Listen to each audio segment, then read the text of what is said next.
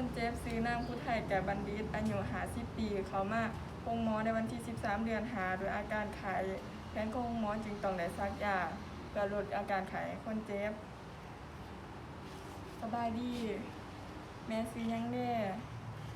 อยู่บ้านใดเมืองใดแข้งใดมื้อนี้ลูกจะมาซักยาให้แม่เด้อเนื่องจากว่ามีอาการไข้ขึ้นสูงลูกเองมีชื่อว่าแฟนตาเด้อได้พาหมอมาให้มาซักยาให้แม่ขอยานี่เด้อ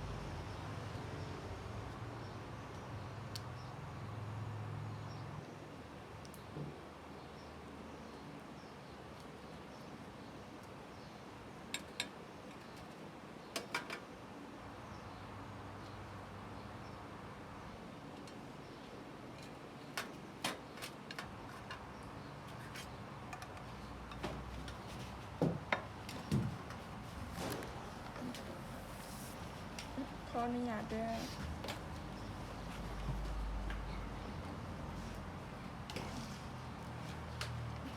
การซักยาแม่นเขาจะแหลแบ่งกลนออกเป็น4ภาคส่วนด้านเทิงแม่นแต่กระดูกอีดีอาร์ฮักกระดูกสกอมแต่ด้านดูมแม่นแต่กระดูกก็ฟีดฮักตามห้องกดฮักกระดูกก็ขา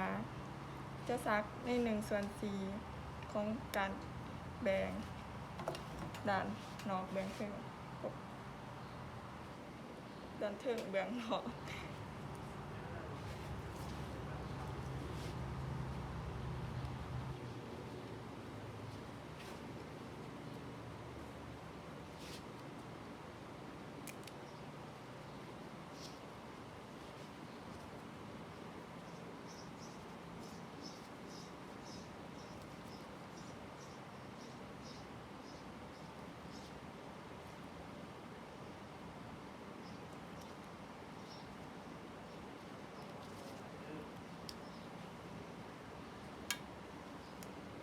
อย่างละเรื่อง